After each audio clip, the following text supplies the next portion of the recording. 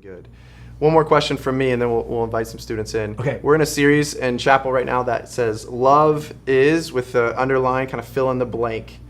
For you, biblical love is one word, and why? It's truth.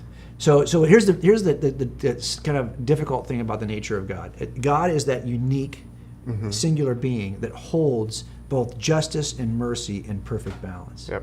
And we often think of the mercy side alone as love. Yep. This other thing, though, without it, this is an empty platitude. You have to have justice, truth, and love, justice and mercy in perfect balance. Yep. That's the hardest thing for us to do as humans. But think about it. If I tell my son that I love him and that I think the world of him, but he hears me say that to everyone, regardless of who they are, right. If I'm not just in how I dispense those words, then my love becomes meaningless, right? Because right. it's not grounded in anything.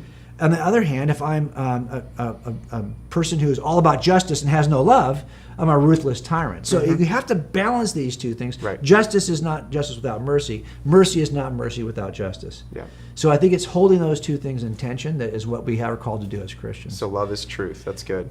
For me, and also, how loving would you be if you were not willing to speak truth to people, truth, especially absolutely. if the truth you hold is not a preference. Yep. So if all Christianity is a preference, then I get it.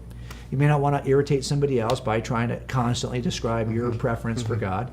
If, on the other hand, this is the truth that cures what is killing us spiritually, like if you had the truth for the coronavirus, you had the cure. Yep. What would you call it if you weren't willing to share it? What would you be? What would you be? Yeah. And that's Be the evil, trick here. right. It's really about us deciding: is this true? Yep. And then do we love people enough to share it with them? Yeah, absolutely. And I think about how does the Bible tell us that we show our love for God by trusting Him in obedience, right? Right. And so, Right. the truth of And that- people who believe it's true. Yeah. You know, years ago, I had a case where a guy was in a confrontation with somebody, and the guy got the draw on him, and the officer, he's standing there without his gun drawn. The other guy had his gun drawn and is about to shoot him. And this officer had a couple choices. He could panic, he could try to run, he could try to duck. He just decided, because he was wearing his bulletproof vest, he just decided to tense up his stomach muscles, let the guy shoot him, Yeah. and then he get the second shot. Okay. And he trusted in that vest Yeah. because he had already tested it Yep. in the range. He had seen the vest stop bullets in Yeah. the range. And so it turns out that the more confident you are that something is true evidentially, Right. because he was confident in that vest, the more likely you are to trust it in a crisis. Yep. So if, as Christians, we don't really know if it's true, we're less likely to trust it in a Yep. crisis. Absolutely. Thank you so much. Yeah.